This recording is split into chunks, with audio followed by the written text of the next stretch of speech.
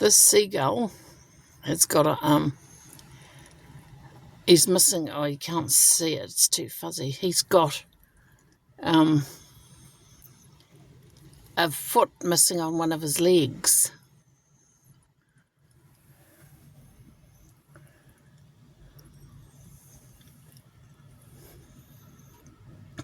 Don't know if you can see him holding his leg up there, but it hasn't got a foot on it.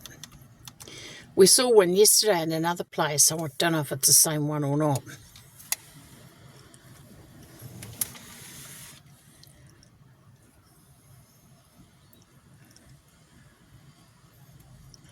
I feel guilty. I should have given him a bit of my bacon sandwich.